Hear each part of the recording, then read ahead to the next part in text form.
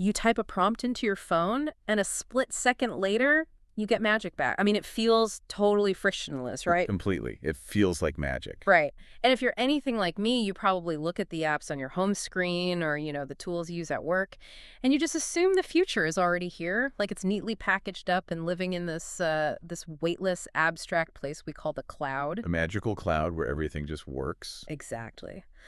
But over the last few days, looking through our stack of tech and business dispatches for July 2026, that illusion just completely shattered for me. Yeah, the reality is a lot messier. It is, because the machinery running this stuff, it isn't weightless at all. It's actually incredibly heavy. It's buckling under its own weight, and it's colliding with the physical world in ways that are, frankly, just hard to wrap your head around.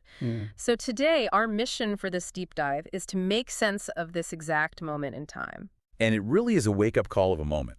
Because, what's fascinating here is that we are witnessing the exact moment AI shifts from being this novelty standalone product. Yeah. Right. Like a cool parlor trick. Right, like writing a funny poem about your dog or whatever. Exactly. It's shifting from that to the invisible, incredibly high-stakes infrastructure of the entire global economy. And when load-bearing infrastructure cracks, I mean, everyone feels it. Which brings me to the very real, very messy present affecting the tools you probably used this morning. Oh, yeah. The weekend was rough. It was a disaster. Before we talk about the trillion-dollar future, we have to talk about the sheer instability of the consumer AI experience right now.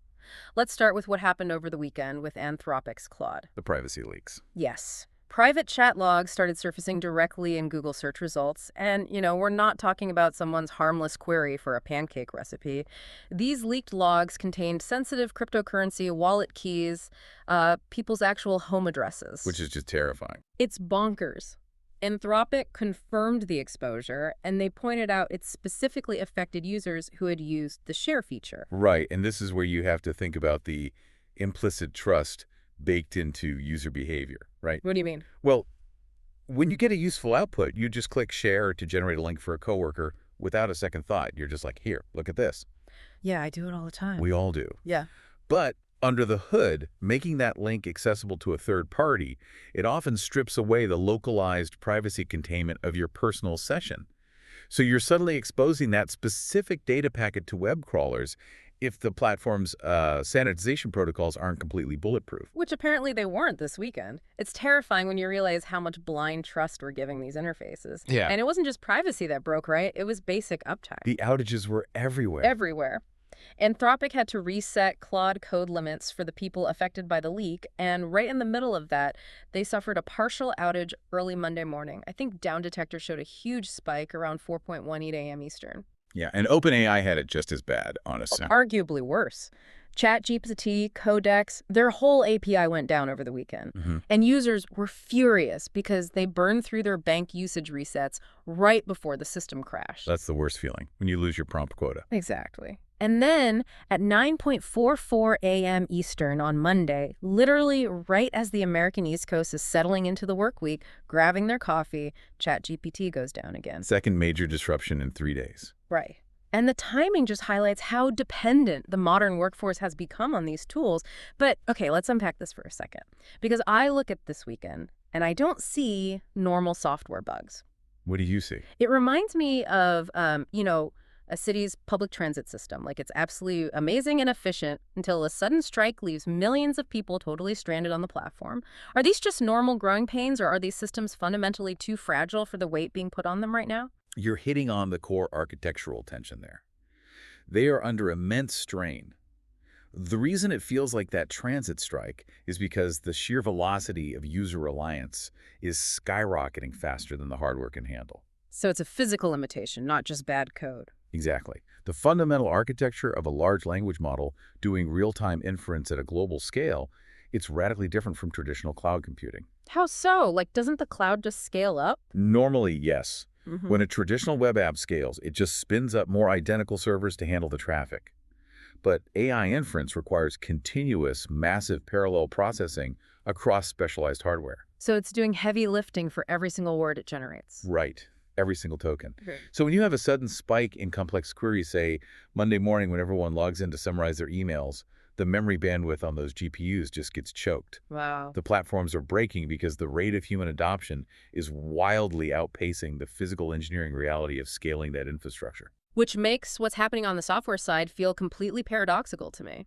If the infrastructure is already choking and breaking down, why are these companies shoving AI into every single piece of software we own? Because they're terrified of losing the integration war. But getting users to actually pay for that integration is proving remarkably difficult, right? I mean, look at Microsoft. They are actively trying to merge all their Copilot apps into one unified experience across Microsoft 365. Yeah, the new updates are aggressive. Super aggressive. Just this July, they pushed a SharePoint update where you can literally type a natural language prompt and generate entire Word, Excel, and PowerPoint files right from a SharePoint page. Which sounds incredibly useful on paper. On paper, yeah. But the leaked internal numbers on this from our sources are staggering. Yes. Out of 450 million Microsoft 365 seats, fewer than 4.5% have converted to paid AI. That 4.5% figure, I honestly think that is the most important number in the tech industry right now. Really? Because it reveals this massive, glaring disconnect between Silicon Valley's expectations and everyday consumer willingness to pay. Here's where it gets really interesting to me, because I keep wondering, is AI just becoming the new spell check? That's a great analogy. Right, because you wouldn't pay $30 a month for a premium spell checker today. You just expect it to be there when you open a document. With less than 5% of users willing to pay for Copilot, aren't we witnessing the fastest commoditization of a breakthrough technology in history? We absolutely are. But it's important to understand why users aren't converting. It's not that the tech isn't useful. Right, it can write whole reports for you. Exactly. But the cognitive load of constantly having to prompt an AI to oversee its work, to check for hallucinations, it's exhausting for the average worker. People want AI to act invisibly in the background, just like spell check. And the competitors clearly know this, which is driving what looks like a brutal race to the bottom in pricing. Oh, it's a total price war. Look at SpaceX AI. They are releasing Grok as a free add-in for Word, PowerPoint, and Excel. Free.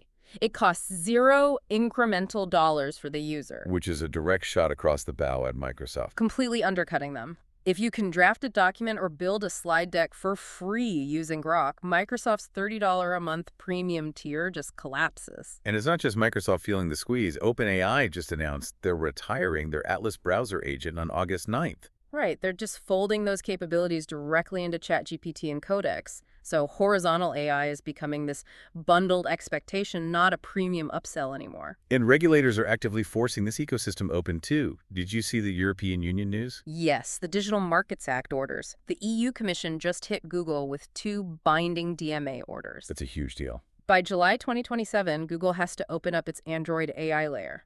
That means rival assistants like Claude and ChatGPT will get the exact same system-level integration as Gemini. Wake words, home button access, everything. The EU's move here is entirely about distribution. Because whoever controls the underlying ecosystem, like the Android operating system, they hold all the leverage. Right, because if you're the default, you win. Exactly.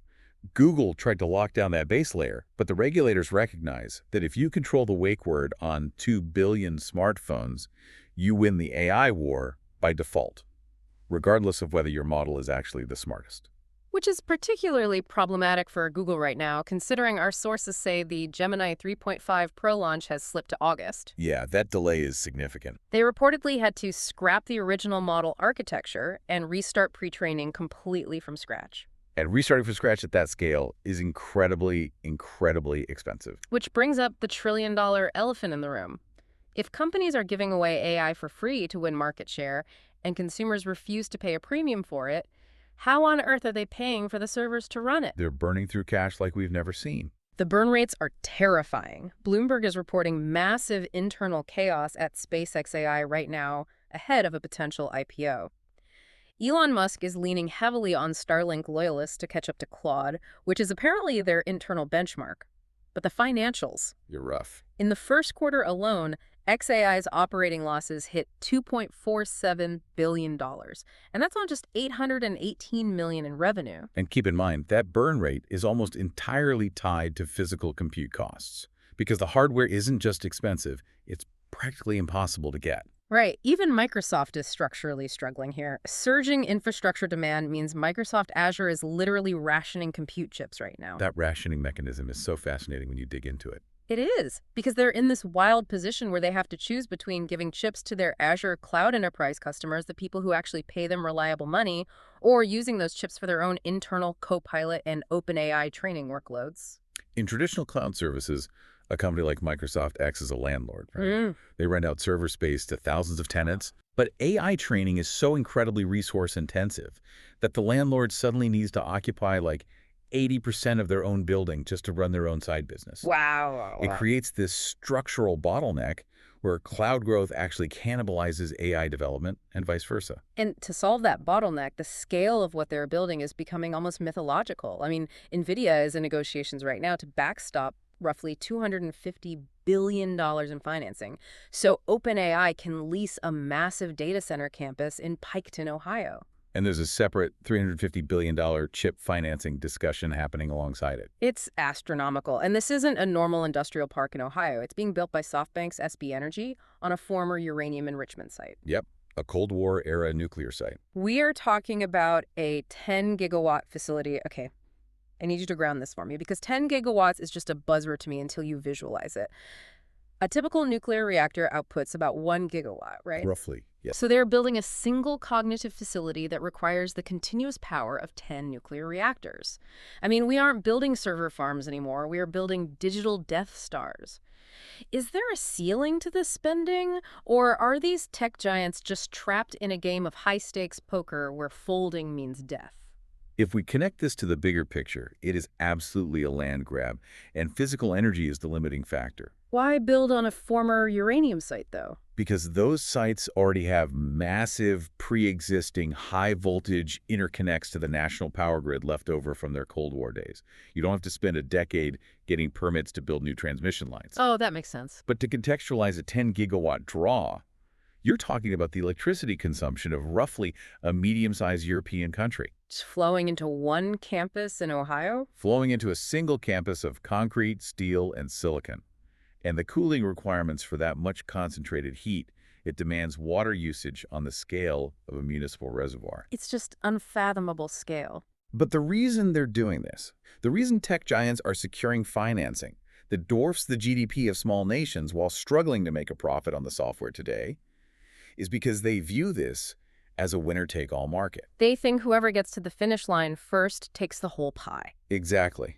They believe that whoever achieves artificial general intelligence first won't just own a product, they will own the cognitive infrastructure of humanity. Well, when the stakes and costs literally parallel national infrastructure, it's no surprise that AI has officially become a geopolitical weapon. We're seeing this massive fight break out over open weight models and export controls. And this is where things get incredibly complicated on the global stage. Right.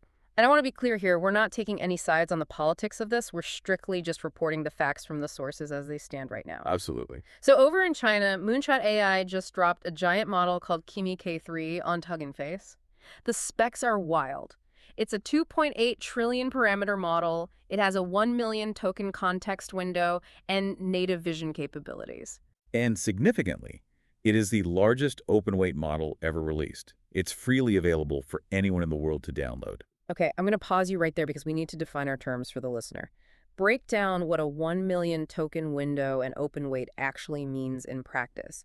Why does it matter that someone can just download it? Gladly.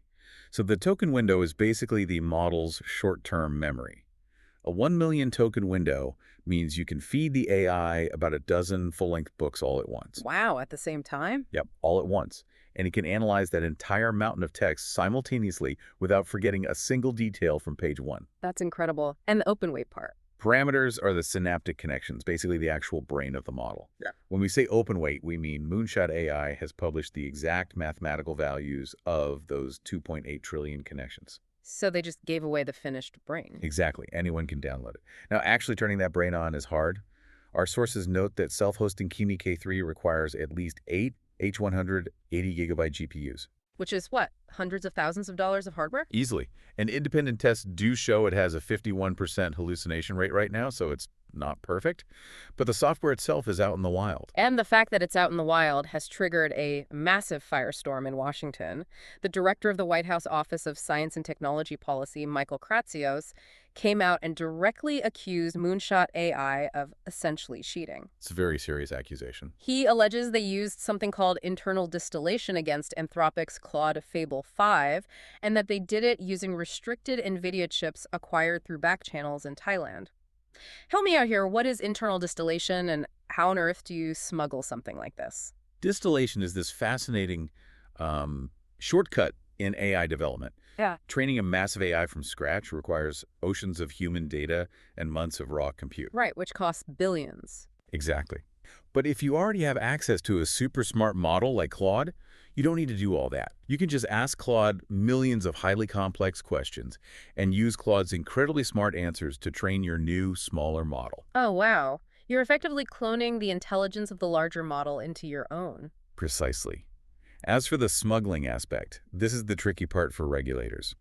You don't need to physically put microchips on a boat and move them across borders. You just do it over the internet. Yeah. You just set up a shell company in a neutral location, like Thailand, buy server time loaded with NVIDIA chips there, and run the data extraction remotely. So the technology completely bypasses traditional physical borders, and the U.S. government is furious about it. Treasury Secretary Scott Bessent is actively warning of sanctions. But what's fascinating is that the geopolitical response is fracturing on all sides. It really is. Everyone has different incentives here. Right, because over in China, their Ministry of Commerce is actually consulting major AI firms like Alibaba and ByteDance about imposing their own export controls on Chinese model weights. Though the domestic industry there is reportedly pushing back really hard against that idea. Yeah, nobody wants to be restricted. And meanwhile, Silicon Valley is completely divided on how to handle this. You've got NVIDIA, Microsoft, AMD Corn. They all signed a public letter urging the U.S. government not to ban Chinese open-weight models. Which makes sense when you look at their business models. But then on the other side, you have Anthropic actively supporting tighter restrictions, which is leaving them increasingly isolated from their peers in Silicon Valley. Right. To make sense of this divide, like I said, look at the business models. NVIDIA and AMD are hardware companies, first and foremost. They fundamentally want open global markets because their revenue relies on selling chips everywhere. So if a massive open-weight model like Kimi K3 is freely available, developers all over the world need to buy NVIDIA chips to run it. Exactly. Open software drives hardware sales. But Anthropic is a software and safety company. They view advanced model weights as dangerous, dual-use technology that just shouldn't proliferate unmonitored. And Anthropic isn't just advocating for safety. They are literally building tools to track the economic fallout of all this in real time. I mean, they just launched this economic index connector inside Claude. A really powerful tool. It lets anyone query live AI labor market data to see exactly which human occupations are being automated and how fast it's happening. Which is quite the split screen. It's a surreal split screen. Yeah. So what does this all mean? You have Anthropic measuring human job displacement on one hand, while global superpowers and trillion-dollar companies fight over model weights on the other. Are we seeing a digital iron curtain dropping, or does open source tech like Kimi K3 make borders totally obsolete? It certainly challenges the traditional definition of an embargo, The geopolitical friction right now is entirely about the inability of 20th century national laws to contain 21st century digital data. I mean, you simply can't put a physical blockade on a math equation. Wow. That friction between the digital and the physical, that brings me to the last piece of our deep dive today. Let's step out of the data centers and the Washington war rooms for a minute. How is this compute power actually manifesting in the physical and cultural world you interact with every day? It's changing culture entirely. Look at Hollywood. Exactly. In their Q2 2026 earnings letter, Netflix reported $12.6 billion in revenue, which is up 13%. But the stat that stopped me in my tracks came from co-CEO Ted Sarandos. He revealed that Netflix used generative AI in approximately 300 films and TV shows this year. 300. It's a staggering volume. Massive. And it signals a fundamental shift in how culture is manufactured today. Right, because they're using it across the entire pipeline. Concept development, pre-visualization, post-production. Sarandos noted that the tools are allowing them to create these highly complex sequences that would normally be cut from scripts because of budget constraints. Yeah, if you want a massive sci-fi cityscape or a complex crowd scene with thousands of extras, You don't need a massive VFX team anymore. You just render it. And they are investing heavily in this pipeline. Back in March, Netflix acquired Ben Affleck's AI filmmaking company for $587 million just to centralize the strategy. While the big players do that, the mid-tier standalone studios are just getting crushed by the economics. Oh, absolutely crushed. Lionsgate Studios is currently drawing acquisition interest from European groups like Banijay and Media One because the independents just can't compete with the scale that AI enables for the giants. What's crucial to understand here, and this raises an important question about the future of art, is that AI in Hollywood is no longer an experimental sci-fi concept. It has rapidly become the standard production baseline. It's just the new bottom line. It is surreal, but I want to pull back for a second and ground all of this in the literal physical reality happening outside our windows right now. The weather. Yes, the weather. While we are using billions of dollars of computing power to have machines dream up complex visual sequences for Netflix, the actual physical world is dealing with intense extremes this week. The National Weather Service is tracking a dangerous, long-duration heat wave gripping the southern U.S. It's been brutally hot. And up in the Northeast, New Jersey, New York, Connecticut, they are facing severe storms and flash flooding. Out west, you have active monsoons in the Rockies, while the southern plains are trapped in this severe dry drought. The contrast is incredibly stark to me. We are pouring gigawatts of power into data centers to synthesize our entertainment, while the climate outside those data centers is sweltering under extreme conditions. It really makes you wonder what we are prioritizing as a society. It does, and it's an observation that forces us to confront the hidden physical cost of our digital conveniences. The cultural output we consume on our screens is increasingly generated by infrastructure that draws massively on the physical environment we live in. Everything has a cost. Exactly. Every prompt you type, every rendered frame on Netflix, every token processed by Claude requires water for cooling and power for computation. The two worlds, the digital and the physical, are deeply intrinsically connected now. And that connection is only going to deepen as the models get bigger. We've covered a massive amount of ground today on this deep dive. We really have. We started with the messy reality of Claude's privacy leaks and those chaotic weekend outages that showed just how fragile our reliance on these tools really is. We unpacked the aggressive $0 integration wars, where companies like SpaceX AI are using Grok to undercut Microsoft Copilot's sluggish 4.5% adoption rate. A total race to the bottom. Right. And then we looked at the terrifying scale of that $250 billion 10-gigawatt Ohio data center being built on an old uranium site just to feed AI's endless appetite for power. We navigated the complex geopolitical chess match surrounding China's Kimi K3 open-weight model and the fractured Silicon Valley response to it. And we ended with the surreal reality of AI quietly producing 300 of Netflix's shows while the physical world outside deals with severe weather extremes. It's a vivid portrait of a technology that has completely outgrown its digital sandbox. I mean, it is now actively rewiring the foundations of geopolitics, economics, and our culture. Which brings me to a final provocative thought I want to leave you with today, building on a specific detail from today's sources. We talked earlier about OpenAI retiring their Atlas browser agent and folding it directly into ChatGPT, essentially creating a highly autonomous system that can navigate the web and execute tasks on its own. Right, autonomous agents. Yeah. So if these autonomous agentic systems are the future, and they're soon going to be housed in 10-gigawatt data centers built on old Cold War uranium sites, what happens when these AI agents become complex enough that they start negotiating their own resource allocation and electricity use on the national grid completely without human oversight? Wow. That is the trillion-dollar question moving forward. It really is. Something to mull over next time you're waiting for a prompt to load. Thank you for joining us on this deep dive. As always, keep questioning the rapid changes in the world around you, and we will catch you next time.